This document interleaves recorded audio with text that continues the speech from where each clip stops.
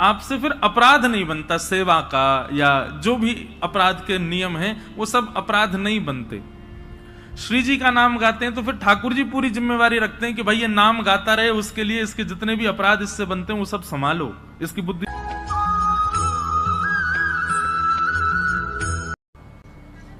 वैष्णव को कम से कम 3 निष्ठाओं का पालन करना चाहिए, तभी उसका वैष्णव धर्म निभता है। सबसे पहला नाम निष्ठा, ठाकुर जी के नाम के प्रति निष्ठा। नाम जप नित्य किया करें। बंधुओं, कई लोगों को नाम जप में आलस्य आता है, नाम जप में उनको मन नहीं लगता, रुचि नहीं होती। पर सदा याद रखें कि नाम औषधि है। जो काम ठाकुर जी भी नहीं कर पाते वो नाम करता है। कोई पूछे कि ठाकुर जी कहां से प्रकट हुए, तो भगवान को प्रकट नाम ने ही किया है। ठाकुर जी नाम के बिना प्रकट नहीं होते। मैं कथाओं में कहा करता हूं, जिसने गाया उसी ने पाया ठाकुर जी को। जो गाता नहीं है ठाकुर जी को वो पा नहीं सकता। आप लोग कहें कि हमको सेवा में बहुत सुख मिलता है, हमसे परिक्रमा लगवा लो, कथा सुनवा लो। अच्छा, एक और बात है कि अगर आपकी नाम में रुचि नहीं है ना, तो बाकी के सारे क्रम जो आप करेंगे उसमें आप कोई ना कोई अपराध जरूर बनेगा आपसे। नाम अपराध मुक्त करता है। क्योंकि बहुत बड़ी बात है कि जब आप ठाकुर जी का नाम गाते हैं ना, तो स्वयं श्री जी आकर के आपके सब अपराधों को क्षमा करने का पूर्ण प्रयास करती हैं। एवं श्री जी की कृपा से आपसे फिर अपराध नहीं बनता सेवा का, या जो भी अपराध के नियम हैं वो सब अपराध नहीं बनते। श्री जी का नाम गाते हैं तो फिर ठाकुर जी पूरी जिम्मेवारी रखते हैं कि भाई ये नाम गाता रहे, उसके लिए इसके जितने भी अपराध इससे बनते हैं वो सब संभालो, इसकी बुद्धि। नाम का बहुत महत्व है, इसलिए धीरे धीरे प्रारंभ करो। पहले 11 नाम जपो, फिर 21 कर दो, फिर 51 करो, फिर 108 करो, और फिर एक समय ऐसा आए गिनती बंद करो। मैं ये बात अपनी कथा में हर जगह कहता हूं, नाम कभी नहीं गिनना चाहिए। ठाकुर जी का हम कितना जप करते हैं उसकी गिनती मत करो। गिनती करनी है तो उनकी करो जिनकी वजह से इस संसार में पुनरपि जननम पुनरपि मरणम पुनरपि जननी जठरे शयनम, ये बार बार जन्म मृत्यु का जो बंधन हमारा बंधा रहता है, जिन पापों की वजह से, जिन हमारे दुष्कर्मों की वजह से, गिनती उनकी करो। मानव का स्वभाव है, वो दूषित कर्मों को छुपाता है, अच्छाइयों को प्रकट करता रहता है। उल्टा होना चाहिए। अपने द्वारा किए गए श्रेष्ठ कर्मों को छुपाइए। नाथ द्वार दर्शन करके आए तो तब तक चैन नहीं पड़ेगा जब तक आप 10 लोगों को बता नहीं दो हम नाथ द्वारा गए। वृंदावन गए, वृंदावन में जाकर के संतों को भोजन कराया तो तब तक चैन नहीं पड़ेगा जब तक पूरे व्हाट्सएप के ग्रुप उन सब में भेज नहीं दो वृंदावन में हमने संत सेवा करी। कभी किसी का हृदय दुखा करके व्हाट्सएप पे मैसेज भेजते हो, बोल मैंने इतने लोगों का आज हृदय दुखाया। आज पत्नी को बहुत सुनाई मैंने, वो बेचारी रो रही है, ये किसी को बताते हैं हम? नहीं। मैंने पड़ोसी के साथ में दूषित कृत्य किया, उसके साथ गलत किया, उससे ईर्ष्या करी, इन सब का प्रकाश नहीं करते, इन सबको छुपा के रखते हैं। हम प्रकाश करते हैं अपनी योग्यताओं का, कभी नहीं। ये बात हम इसलिए कह रहे हैं, हमसे मिलने भी आते हैं लोग, अब भीड़ इतनी होती है तो एक सेकंड में भी व्यक्ति को यह लगता है कि मैं बता दूं। आप मिलने आते हैं, आपसे ज्यादा उत्सुक मैं होता हूं आपसे मिलने के लिए, लेकिन एक क्षण के समय में भी आप जब ये बता देते हैं, महाराज जी मेरा इतना नाम जप रोज होता है, महाराज जी मैं इतनी घंटे सेवा रोज करता हूं, मुझे रात्रि स्वप्न में ठाकुर जी दिखते हैं। क्यों? एक बात सदैव याद रखिएगा, भक्ति यदि पूर्ण रूपेण आपके चित्त में आएगी तो आप प्रकाश करने से बचोगे, आप उसका प्रकाश नहीं करोगे, उसको गोपनीय रखोगे। और एक बात कहें, जब आप अपनी प्रेम लक्षणा भक्ति को गोपनीय रखते हैं तो आपके मुख की आकृति प्रकाश करती है, आपको बोलने की आवश्यकता नहीं है। हमारे वृंदावन के संतों को देखो, उनको बोलने की आवश्यकता नहीं, उनका मुखमंडल बता देता है कि कृष्ण प्रेम है चित्त में, इनके चित्त में भजन है, इनके चित्त में नाम विराजमान है। भक्तमाल जी में कथा आती है अंतर्निष्ठ राजा की, जो प्रभु के नाम को सदा अपने चित्त में छुपा करके रखता, कभी किसी को यह पता तक नहीं लगने दिया कि वो एक वैष्णव है। एक दिन रात्रि में सोते सोते उसके मुख से स्वप्न में ही निकल गया, सुसुप्ता अवस्था में निकल गया, हां राम। पत्नी ने सुन लिया। प्रातःकाल जब बेला हुई, पत्नी ने पूरा घर सजाया, ढोल नगाड़े डुमडुमियां बज रही हैं, मंगल बाजे बज रहे हैं। राजा उठ करके आश्चर्यचकित हो गया, इतने मंगल गान क्यों हो रहे हैं। राजा ने जाकर के पत्नी से पूछा, ये सब क्या चल रहा है। बोले कि मुझे तो अब तक लगता था कि आप भक्त हो ही नहीं, पर मुझे अब पता चला आप तो अंतर्निष्ठ भक्त हो, आप तो अपने चित्त में नाम को छुपा करके रखते हैं, कभी प्रकट नहीं। अरे इतने वर्ष ब्याह को हो गए, मुझे आज तक नहीं पता चला कि आप भक्त हो। राजा बोला, तो हां, तो मैं भक्त हूं ही नहीं। बोले कि रहने दीजिए, झूठ मत बोलिए, कल रात्रि स्वप्न की अवस्था में, सुसुप्ति अवस्था में आपके मुख से निकला हा राम। अनकॉन्शियस स्थिति में, बहुत ध्यान से सुनना, आप कैसा बर्ताव करते हो, क्या बोलते हो, वो बताता है कि आप वैष्णव हो कि नहीं। आपका बुद्धि विवेक सब बिल्कुल संयमित है और उस समय आप भक्ति भाव में रहो, ये सामान्य बात है। लेकिन कभी ऐसी स्थिति आ जाए जहां पर आपको यह भी नहीं पता कहां क्या करना है, कैसे करना है, क्या क्या मुझे होना चाहिए, ऐसे अनकॉन्शियस जब हो जाओ, तब आपके मुख से जो निकलता है उससे पता चलता है कि आप कौन है। अंदर जो है वो वास्तविक तब ही निकलता है, और विशेष रूप से निद्रा की अवस्था में। निद्रा की अवस्था में बंधुओं, नाम जब अपनी तीव्रता में पहुंच जाता है ना, तब व्यक्ति निद्रा में भी, जब जैसे अंगड़ाइयां लेते हैं या फिर हम करवट बदलते हैं तो मुख से स्वर निकलता है, लेकिन नाम जब अपनी तीव्र अवस्था में पहुंच जाता है तो निद्रा में भी श्री राधा, राम, कृष्ण, ये नाम ही प्रकट होता है मुख से। ऐसी स्थिति हो जाती है तन की। उस अंतर्निष्ठ राजा को जैसे पता चला कि मेरे मुख से राम नाम निकल गया, पत्नी से बोला, देवी अब तुम राजपाट संभालो और सब संभालना, अब मैं जीवित नहीं रह सकता।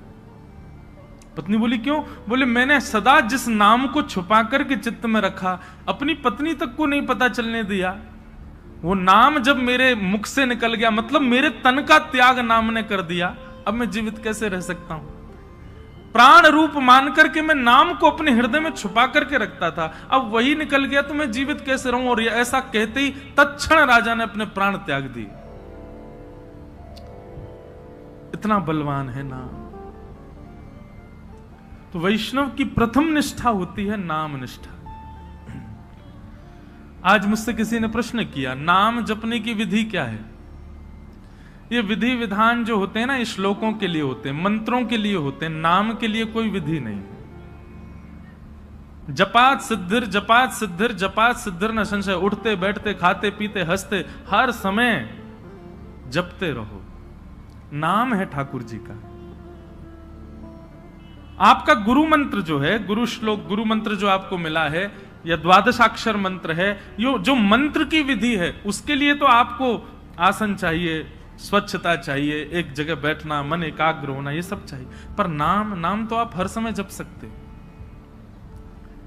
हर समय हर क्षण।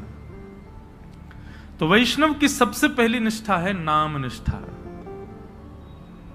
इसलिए नाम को प्रारंभ कीजिए। अच्छा, नाम के प्रति 2-3 बातें ध्यान रखिएगा। नाम जपना भी एक सेवा है, और जैसे मंदिर की ठाकुर जी की सेवा है ना, उसमें अपराध नहीं होना चाहिए, उसमें लगन होनी चाहिए, उसमें तत्परता होनी चाहिए, उसमें स्वच्छता, शुद्धता और हृदय में प्रसन्नता होनी चाहिए। ठीक वैसे नाम भी एक सेवा है।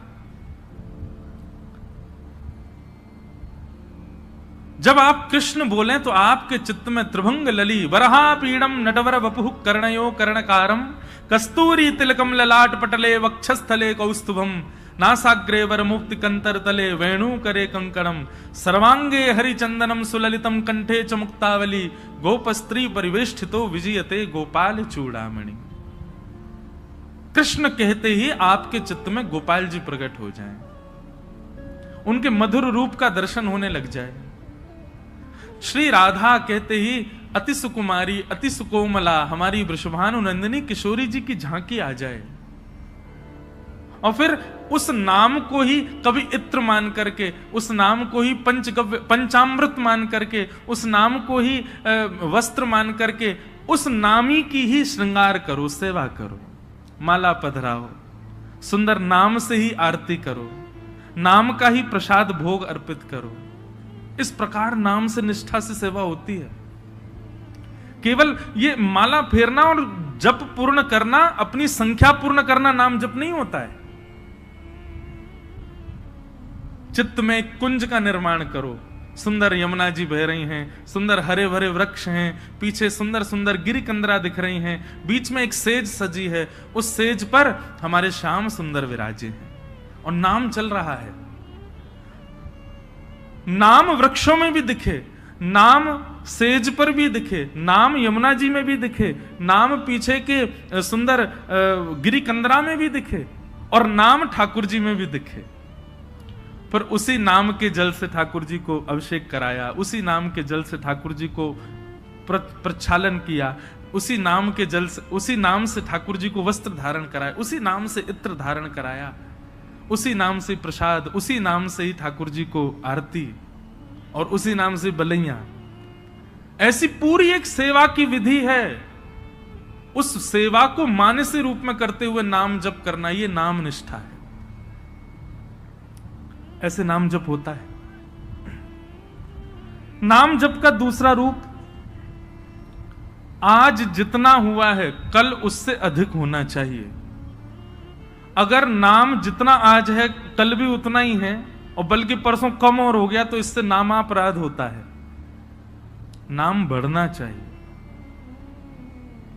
नाम बढ़ाओ। नाम के प्रति दूसरी भावना, कोई यदि आपसे पूछे कि आप क्या जपते हो, तो पहले परख लीजिए। यदि वो अधिकारी हो तो ही बताइए, नहीं तो उसके सामने प्रकाश करने की आवश्यकता नहीं है। अपने आप को ऐसा बता दो ना, हम तो कुछ करते ही नहीं, महासंसारी हैं हम, तो पापी पामर जीव हैं। अपने आप को मत दिखाइए कि आप नाम जापक हैं। कोई यदि पूछे और लगे कि हाँ ये वैष्णव है, कोई गुरुजन पूछे, हम पूछ लें, हम तो वैसे हम भी संसारी हैं, हम पूछे तो मत बताओ। कोई संत पूछे, कोई महापुरुष पूछे, कोई वैष्णव पूछे, तो उनको उजागर करो। सबके सामने उजागर नहीं। यहां लोग बताते फिरते हैं कि हम कितना नाम जप कर रहे हैं, क्यों नहीं, ये नामापराध है। सबके सामने अपने नाम का प्रकाश मत करो। भाई, अगर किसी भाव से आपका प्रेम बढ़ रहा है, उस भाव को गोपनीय रखो ना, उसको प्रकाश करने की आवश्यकता क्या है।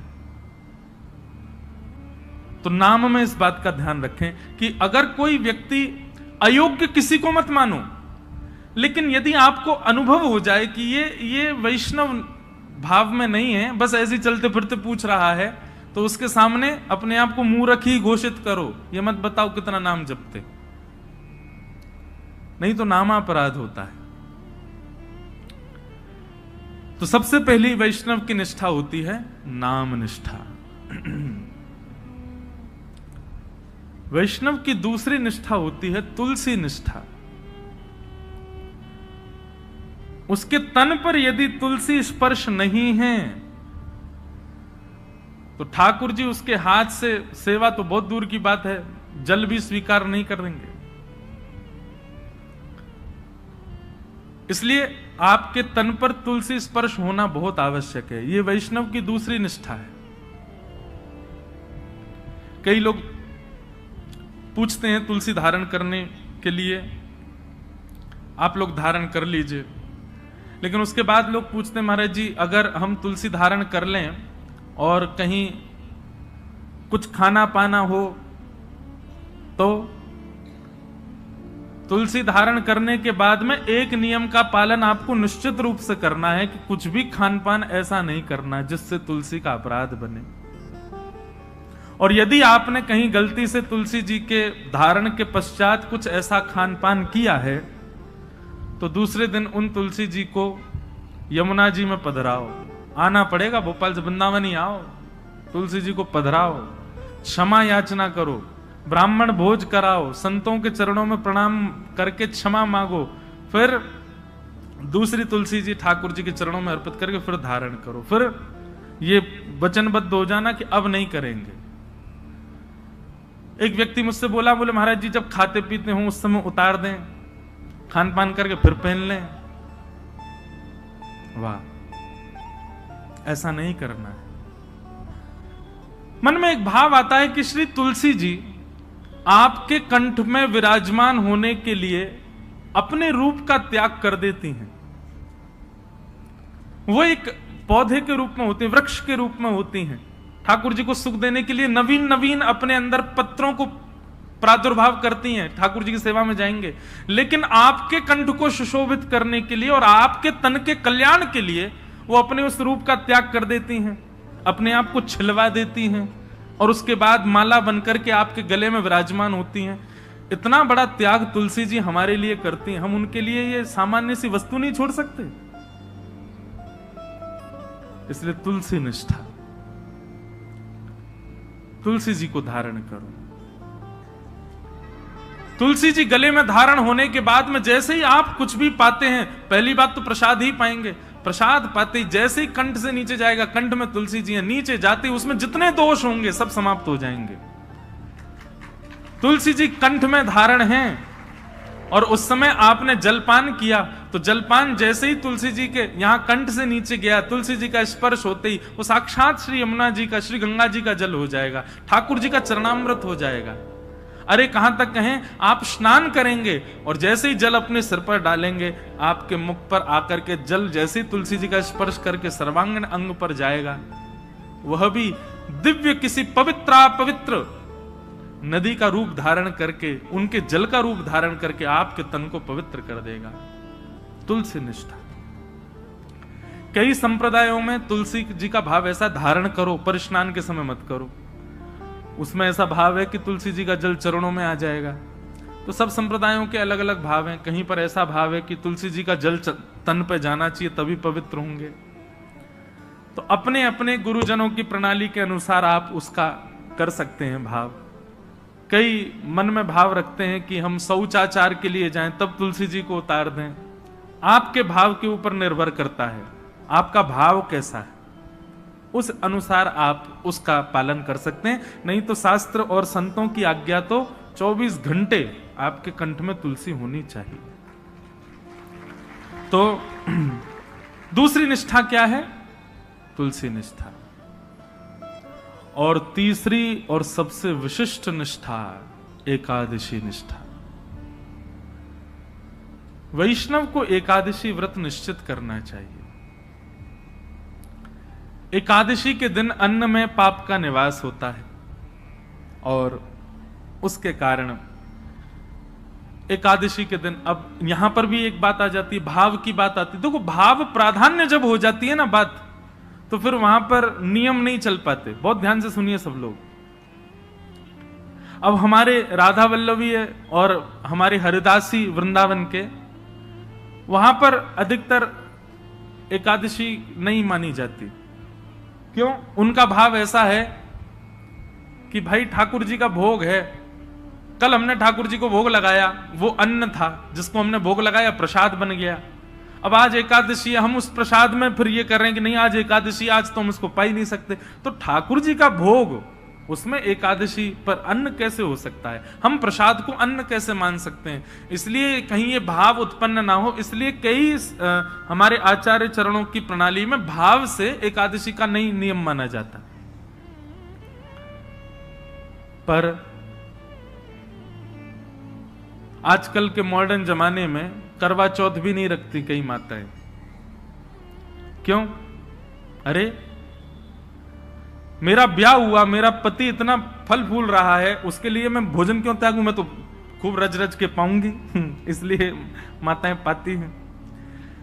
देखो कितना भी आप पाओ, लेकिन जब करवा चौथ के दिन कोई मां, कोई बहन अपने पति के लिए व्रत करती है, एक दिन के लिए किया गया व्रत वो शोभनीय लगता है, सुंदर लगता है, उसमें कोई पीड़ा नहीं, सबको अच्छा लगता। बल्कि माताएं सौभाग्य मानती हैं कि हम व्रत करें। और आजकल तो भाई लोग भी करते हैं पत्नी के लिए। अच्छा है, आप लोग ज्यादा एक्सपीरियंस्ड हो, हमको नहीं पता। लेकिन हमारे लिए तो भैया एकादशी जो है ना, हमारे प्रियतम के लिए ये करवा चौथ का व्रत है हमारा। हम अपने श्याम सुंदर रूपी प्रियतम के, अच्छा लोग कहते हैं आयु बढ़ती आदि आदि, जो भी कुछ भी बढ़े ना बढ़े, लेकिन हाँ करवा चौथ का व्रत जब मां करती है तो उसका अपने पति के प्रति प्रेम बढ़ता है। पति को भी लगता है अरे मेरे वजह से बच्चा भूखी प्यासी बैठी सुबह से। भाई सेक्रीफाइस जो होता है ना, ये प्रेम में बहुत आवश्यक है। और अन्न जो है ना, ये हमारे प्राणों को धारण करता है। अगर हम उस अन्न के प्रति एक दिन का सेक्रीफाइस करते हैं तो उसमें कौन सी बड़ी बात है? और भाई ऐसे सेक्रीफाइस यदि अगर रोज करो, सब जानते हैं एकादशी कैसी होती है। कुटू की पकौड़ी, कुटू की कचौड़ी, समा के चावल, मखाने की खीर।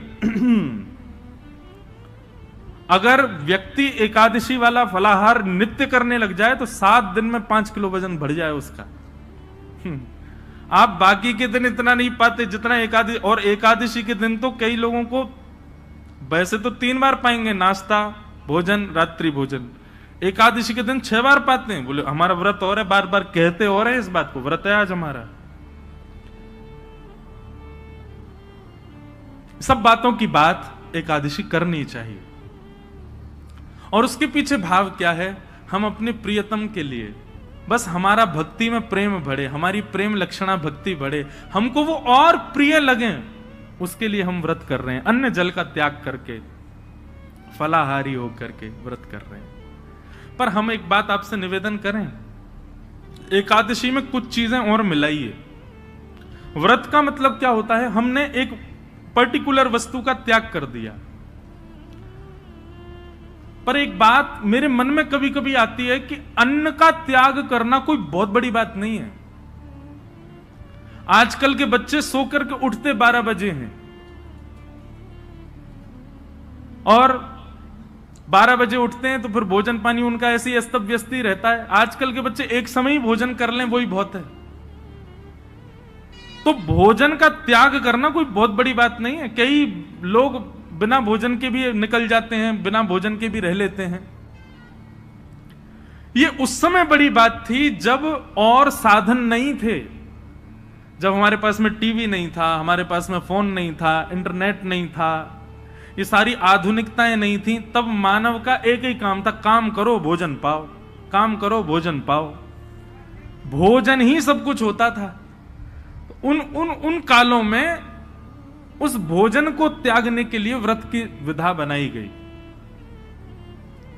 पर आज वास्तव में व्रत उस वस्तु का होना चाहिए जिसके बगैर आप एक क्षण नहीं रह सकते। उस वस्तु का व्रत होना चाहिए। तो कई बातें हैं। एकादशी में 2-3 चीजें जोड़िए। अब आज की तो निकल गई, अगली एकादशी आवे तो जैसे जो आपका अवगुण है, जैसे कई भाई लोगों को, कई लोगों के अंदर अवगुण आ जाता है, कुछ खान पान का अवगुण हो, स्वभाव व्यवहार का अवगुण हो। सब जानते हैं कि मेरे अंदर अवगुण क्या है। मुझे क्रोध बहुत आता है, मुझे इसके प्रति ईर्ष्या होती है, मुझे ऐसा लोभ होता है, मुझे इसके प्रति मोह है। ये जो जो आपकी दूषितताएं, उनका व्रत कीजिए। सावधानी से सुनो, सब लोग इधर देखो, कथा सुनो। अपनी दूषित वस्तु जिसके बगैर आप एक क्षण नहीं रहते, उसका त्याग कीजिए, तब व्रत माना जाएगा।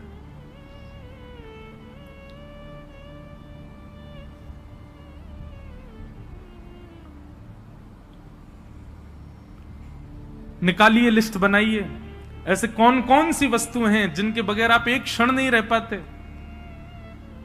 संसारी वस्तु, उसका व्रत कीजिए, एक दिन व्रत कीजिए। अगली एकादशी पर नियम बनाओ। सबसे ज्यादा तो फोन ही है भैया, उसके बिना ही नहीं रह पाते हम। अगली एकादशी प्रयास करके देखो। हम अपने ऊपर इसलिए लागू नहीं कर सकते, हम तो सफर में रहते हैं, इधर उधर आना जाना लगा रहता है, तो कुछ ना कुछ काम रहते हैं, तो इसलिए हम वो तो नहीं करते।